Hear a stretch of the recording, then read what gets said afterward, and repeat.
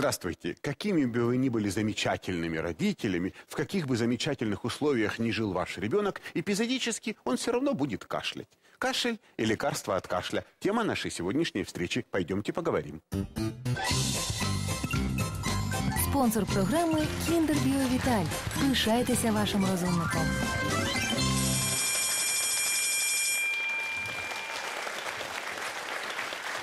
Спонсор программы – торговая марка «Барни». Здравствуйте, здравствуйте, дорогие друзья, здравствуйте, Луиза Васильевна. Сегодня наша тема кашель, то, в чем все разбираются. Вы разбираетесь в кашле, Луиза Васильевна? Думаю, да. Приходилось лечить? Ну, конечно, ингаляции, горчишники, всякие там в общем, травки, проверенные наши местные отечественные методы. народные, Тогда давайте все-таки узнаем, что по этому поводу думают наши продвинутые эксперты. Давайте.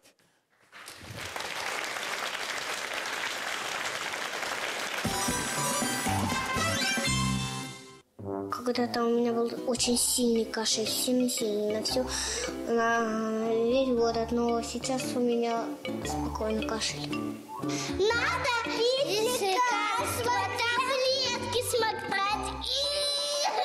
Я пил там эвкалипт такой.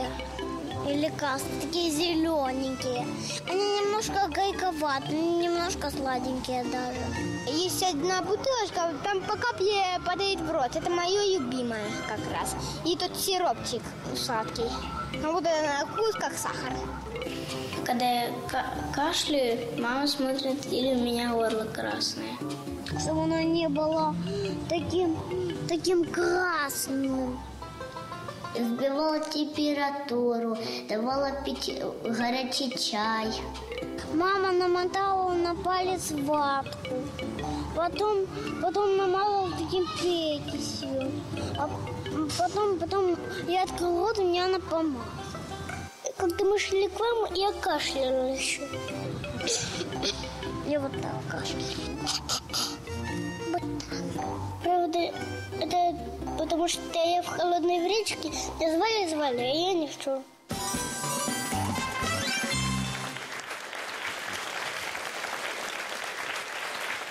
Евгений Олегович, расскажите нам, в аптеке такое невероятное количество лекарств, теряешься. Я и сам делать? теряюсь, Луиза Васильевна. Я должен вам заметить, что вообще приход к доктору по поводу кашля – это чуть ли не главное, чем занимается детский врач. Поэтому давайте проанализируем, с чем же люди все-таки ходят. Чего они хотят от врачей, когда кашляют. К вам приходил на прием продюсер документальных фильмов канала «Интер» Дмитрий Овечкин. Мы говорили о кашле с ним. Да. Ну, как, да. впрочем, и всегда говорили. Давайте посмотрим.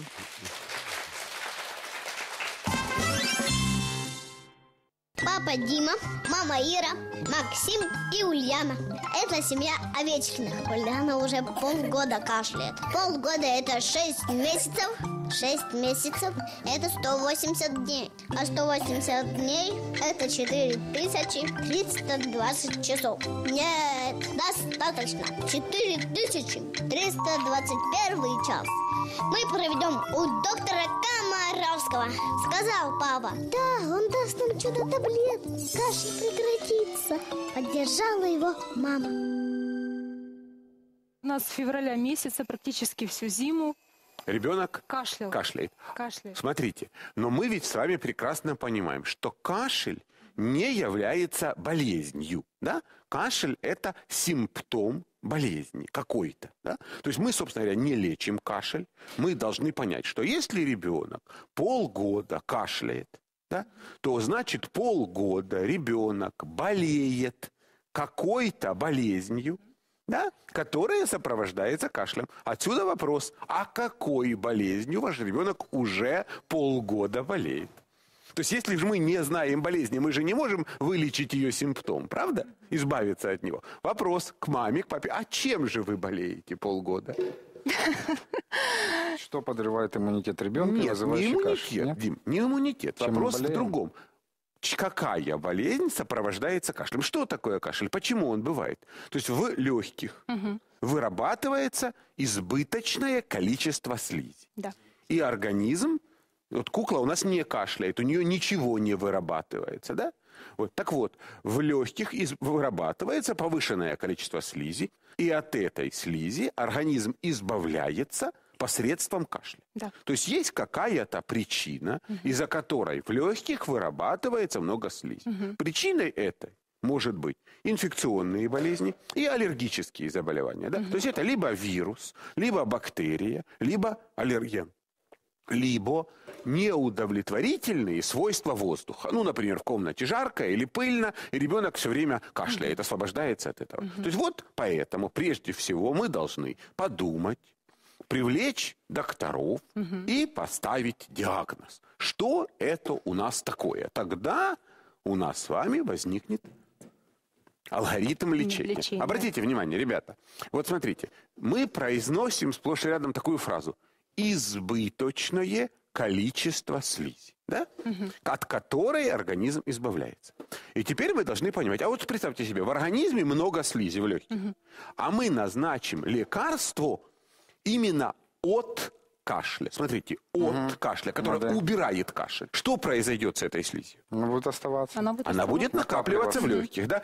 Если эта слизь нарушит движение воздуха в легких, потому что ее накопится много, то там осядут бактерии, и что возникнет? Осложнение. Осложнение, которое называется словом воспаление легких. То есть если мы дадим лекарство от кашля, то станет хуже.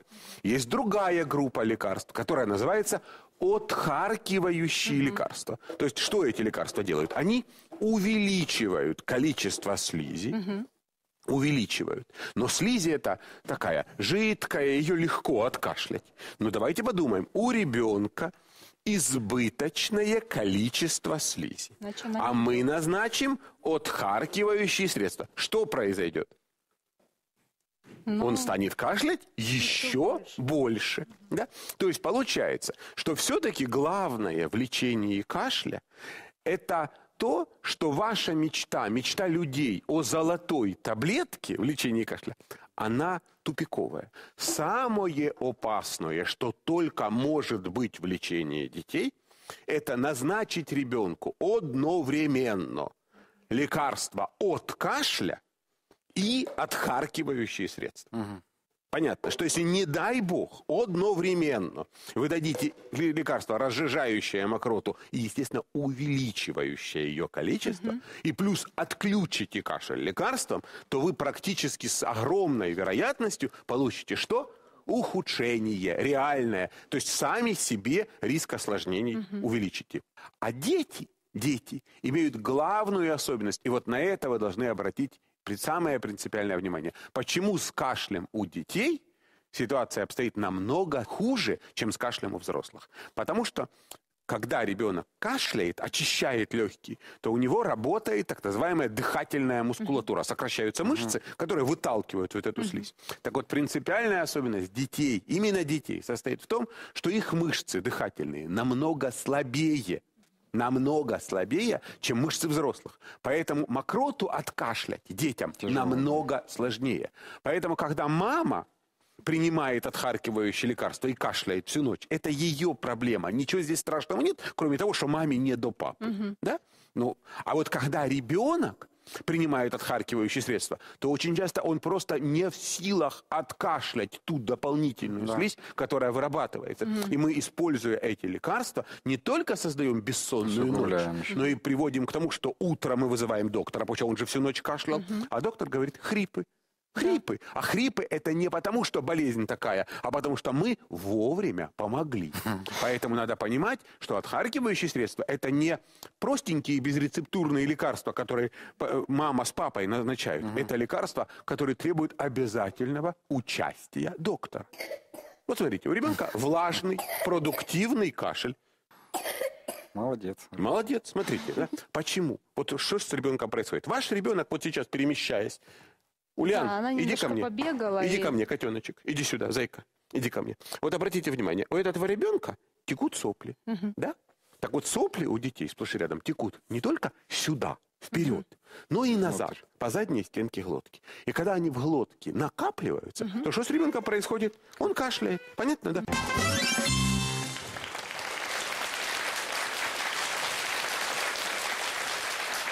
Итак, в свете того, что вы видели, ваша мечта о золотой таблетке, Луиза Васильевна, представляется несбыточной. То есть я понимаю, что очень многие из тех, кто нас сейчас смотрят, огорчатся и уйдут от телевизоров. Но мы их все-таки попросим остаться, потому что мы надеемся, что-то новое вы все-таки узнаете. Тем не менее, вряд ли так получится, что я вам скажу: ребята, я знаю классное лекарство, дадите детенышу, и он больше кашлять не будет. Таких лекарств, к сожалению, нет. Давайте тогда по порядку. Каким образом мы можем помочь кашляющему ребенку? Как ему помочь? Смотрите, в легких есть мокрота. От нее надо избавиться. Все прекрасно знают, если мокрота жидкая, то ее один раз кашлянули и очистились, правда?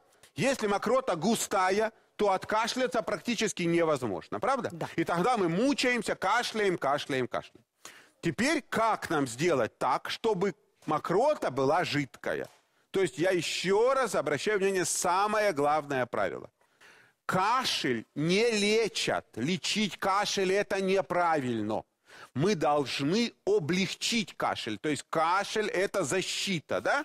И нам надо не лечить кашель, а повысить его эффективность. Это всем понятно? Понятно. То есть если мокрота будет жидкая, откашлять будет легко. Что надо делать для того, чтобы мокрота была жидкая? Прежде всего, она не должна засыхать. Поэтому надо дышать.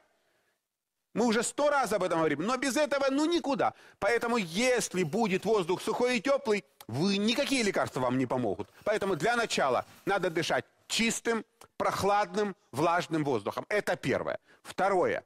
Из чего образуется мокрота? Мокрота образуется особыми железами, которые находятся на слизистых оболочках. Это слизистые оболочки потому и называются слизистыми, что они вырабатывают слизь. Да? Так вот, вязкость вот этой слизи, оказывается, имеет прямую связь с вязкостью крови. То есть кровь густая и слизь густая, кровь жидкая и слизь жидкая. Что надо сделать для того, чтобы кровь была жидкой? Напоить. То есть если вы ребенка не напоите, сделать слизь жидкой нельзя никакими лекарствами. То есть я обращаю ваше внимание на то, что пока вы мамы и папы, не сделаете ровно 2 шага. Первый шаг – воздух, второй шаг – питье. Вам не поможет никто. И поэтому учебники всего мира цивилизованного, которые учат студентов мединститутов лечить кашель, в скобках лечить, вы понимаете, содержат совершенно уникальную для нашей ментальности фразу. Давайте эту фразу прочитаем. Эффективность и преимущество отхаркивающих средств в сравнении с обильным питьем не доказаны. То есть огромное количество отхаркивающих средств не более эффективны, чем кастрюля с компотом. А теперь я с удовольствием отвечу на ваши вопросы.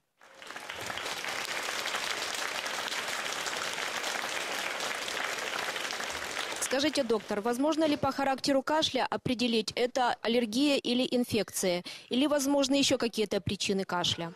Прежде всего, мы должны понимать, что кашель – это всего лишь один из симптомов болезни. Обычно, если кашель имеет инфекционную природу, то должны быть признаки инфекционной болезни. Острое начало, расстройство общего состояния, повышение температуры, еще какие бы то ни было симптомы. Если же общее состояние мало нарушено, или главное, проблема – это именно система дыхания, именно кашель и больше ничего, то и кашель длительный, и был какой-то контакт с чем-то необычным, чем мы начали дышать, то есть значительная вероятность того, что этот кашель аллергический. В любом случае, я хотел бы обратить внимание, что задача родителей – учитывать все сопутствующие условия, анализировать их и сообщать об этом доктору. Потому что врач, который осматривает ребенка с кашлем, просто может не знать, что вчера вы решили у себя во дворе устроить костер, или что вы купили новый стиральный порошок. То есть врача надо информировать о том, какие изменения произошли в жизни вашего ребенка. Тогда врач сможет правильно поставить диагноз. Тем не менее, 2 причины кашля у детей возникают чаще всего. Это, естественно, инфекционные болезни и аллергический кашель. Инфекционные болезни – это все-таки 90% всех детских кашлей. И чаще всего это острые респираторные вирусные инфекции. А острая респираторная вирусная инфекция – это не только кашель, но и насморк, и повышение температуры, и острое начало болезни, и контакт с инфекционным больным, то есть тем, кто болел вирусной инфекцией. А вот если кашель и нет соплей, ситуация уже необычная. Похоже, это не вирусная инфекция. И тут однозначно нужен доктор.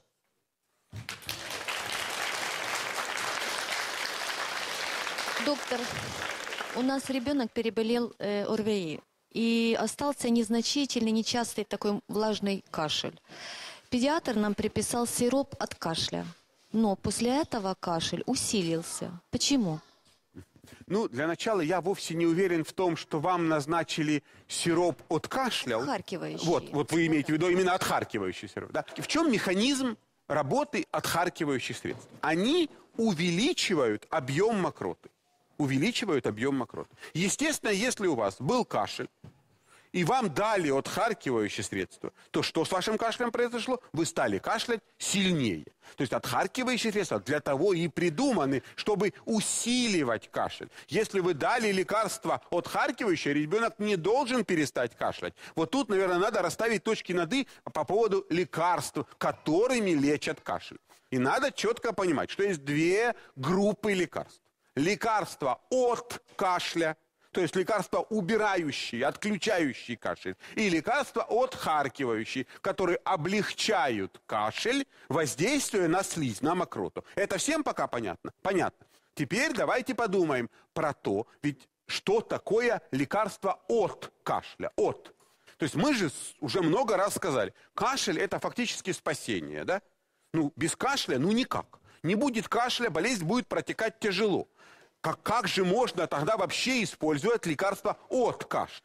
Оказывается, иногда можно. Потому что бывают случаи, когда кашель носит абсолютно ненужный, неэффективный характер. Ну, есть знаменитая болезнь коклюш, при которой кашель не столько от легких, сколько от головы, например. Да? То есть раздражение кашлевого центра в мозгах. Или, например, в комнате сухо, или пыль, или запах какой-то. И вот это вот все раздражает кашлевой рецептор. Мы кашляем, но при этом мокрота не образуется.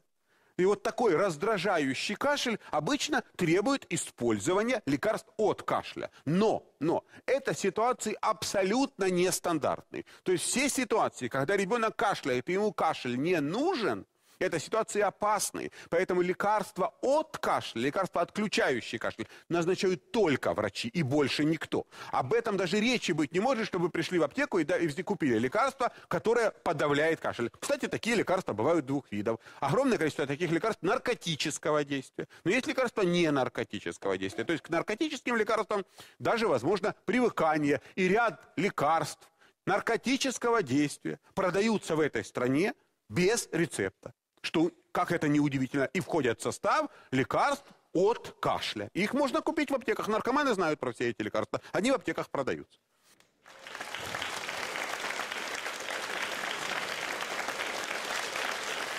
А вот с чем действительно чаще сталкиваетесь вы, родители, это именно с отхаркивающими средствами. Но, как правило, эффективность отхаркивающих средств несопоставима с эффективностью прохладного влажного воздуха и обильного питья. Но на это я обращаю внимание.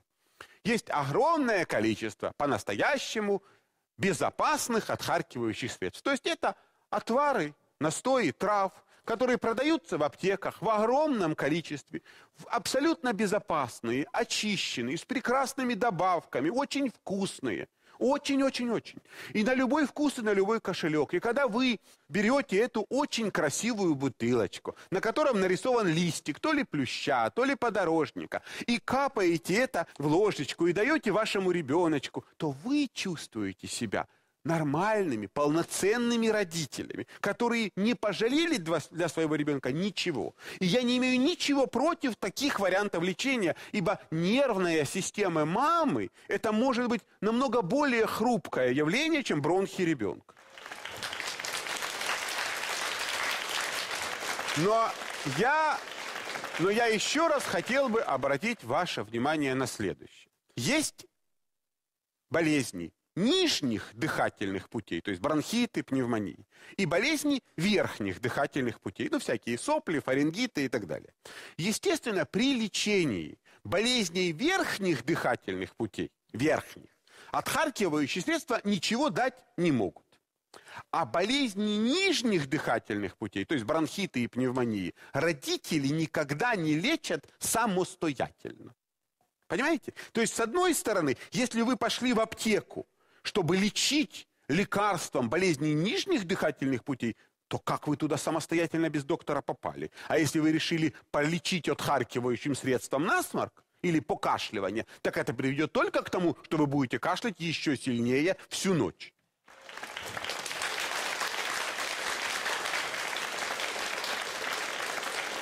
Доктор, у меня 8-летний сын болел ОРВИ. Ну, пошел на выздоровление, решили вечером сделать ему ванную. После ванны начался кашель такой, целый час длился без остановки. Потом он заснул, на утро проснулся, кашля нету. Ну, представьте теперь, что после вирусной инфекции в легких у ребенка, в бронхах, есть сухой комочек слизи. Вот просто сухая слизь. И вы залезли в ванну. И в комнате, в ванной комнате влажность практически 100%. И вот теперь представьте, сухой комок слизи, на который воздействует воздух со 100% влажностью. Что происходит с этим комочком слизи? Он увеличивается в объеме примерно так же, как сухофрукты в компоте. И увеличившийся в объеме слизь начинает давить на стенку бронхов, вызывая что? Кашель. Таким образом, у вас в легких оставалась слизь, вы провели специфический вариант ингаляции паром, после чего ребенок всю ночь кашлял и очистил, наконец, легкие. На этом, собственно говоря, очень часто и построен эффект ингаляции. Но тут же есть два варианта действий. Первый вариант цивилизованный. Попытаться сделать так, чтобы во время ОРВИ в легких сухая слизь не накапливалась. Да? То есть увлажнить, проветрить, напоить. И вариант второй. Жить в сухой комнате, кормить отхаркивающими средствами, не поить и потом эпизодически выводить сухую слизь с помощью теплых ингаляций, теплым паром. Но здесь надо предупредить всех, что для того, чтобы откашлять мокроту, которая стала больше в размерах, необходимо иметь достаточно широкие бронхи и достаточно сильную дыхательную мускулатуру. А сплошь и рядом, когда делают такие ингаляции или засовывают в ванну детей маленьких до 3 лет, то ночью они уже не кашляют, а задыхаясь едут в больницу.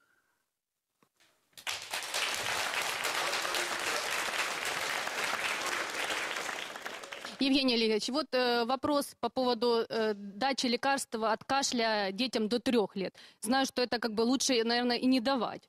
Ну, я... Как? Вы знаете, для меня когда-то, лично для меня, как для доктора, который воспитан в традициях отечественной педиатрии, было огромным потрясением, когда я купил буквально 3 года назад 4-томный учебник американской фармакологии. И безуспешно пытался найти там главу под названием «Отхаркивающие средства». Вот для меня это было, честно вам скажу, потрясение. Да? То есть никто не может себе представить, что родитель в здравом уме будет самостоятельно бороться с детским кашлем. Понимаете? Тем более с помощью какой-то травки. Вот эта информация к размышлению для вас. Вы должны понимать, что отхаркивающие средства, особенно фитопрепараты, то есть растительные, в большинстве случаев малоэффективны и безопасны абсолютно. Но лечат они исключительно нервную систему мамы и папы.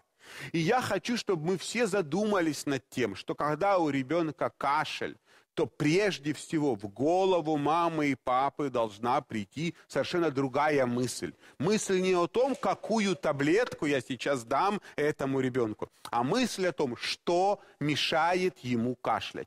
Как сделать так, чтобы кашель был легкий? Как я увлажню и проветрю? Как мы пойдем гулять? Ведь у нас кашель ассоциируется с запретом на свежий воздух. Вы понимаете, в чем весь ужас? Что кашель, это значит надо. Мало того, что у него проблема, у него много слизи, да, и ему нужен свежий воздух, ну, позарез, да. Так нет, кашель, это значит он маленький и слабенький. Это значит его надо напихать едой, уложить в кровать, в душной комнате поставить рядом обогреватель, закрыть форточку, поставить горчишник. А как вы думаете, от паров горчицы слизи больше или меньше? А если бы вы знали, сколько детей со спазмом гортани из-за паров горчицы попадают в больницы, то вы бы этого не делали. Но это традиции, которые живучи в европейской стране в 21 веке, когда все ходят за врачами с просьбой «дайте таблеточку, дайте таблеточку». Люди, кашляет ребенок. Первый вопрос – чем дышать? Второй – чем напоить? Лекарства – к доктору, к доктору. Никаких лекарств самостоятельно. Кашель – это временная мера, временная. Это пройдет, само пройдет, если вы создадите нормальные условия. Но кашель – это симптом болезни. А с чем мы столкнулись на приеме? Полгода ребенок кашляет, а диагноза нет. Вот это самое главное. У вас по этому поводу вопрос? Спрашивайте. Спонсор програми «Кіндер Біовіталь». Пишайтеся вашим розумником. У меня была такая ситуация, что ребенок заболел, врачи на первых неделях поставили ОРВИ, а в итоге кашель продолжался полгода. Никто коклюш или паракоклюш не подтвердил, так как сказали, что, если анализы на первой неделе не были сделаны, это доказать уже невозможно. И лечили, как обычно, отхаркивающими, пока я не подняла литературу, не прочитала про коклюш, паракоклюш и перестала просто давать отхаркивающие. Что в таком случае делать с кашлем? Давайте поймем. И я обещаю всем, опять-таки, что мы обязательно сделаем передачу, посвященную такой распространеннейшей болезни, как коклюш. И судя по тому, как наша страна настроена по отношению к прививкам, коклюша будет все больше и больше. Понимаете, к сожалению. Да? Люди этого не очень понимают. Да, коклюш – это болезнь распространенная, с которым есть огромные сложности. Я вам объясню элементарно почему. Потому что, например, если ваш участковый педиатр поставит диагноз коклюш, то ему надо выяснять отношения с санстанцией, отвечать на вопросы, а почему это вы ребенка привили, а он, тем не менее, коклюшом заболел, да, и так далее. То есть возникает куча организационных вопросов, с которыми никому связываться не хочется. Так?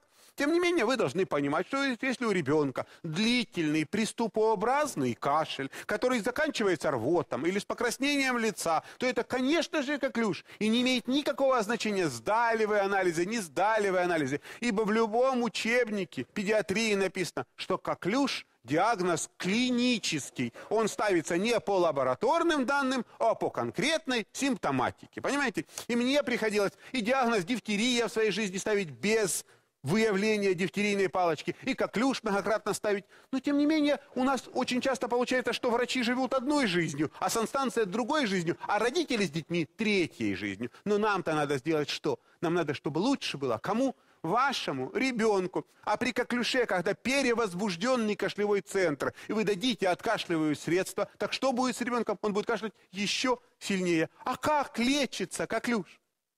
Как?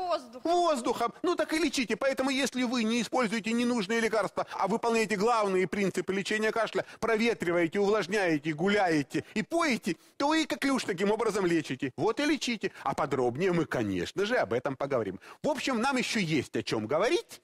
И ровно через неделю мы встретимся и продолжим наше общение. Приходите. Всего доброго. До встречи. Спонсор программы торгова марка «Барни». Луиза Васильевна, вы со своими ингаляциями, горчичниками меня все время расстраиваете. Вы первые, перевоспитанием которых я займусь.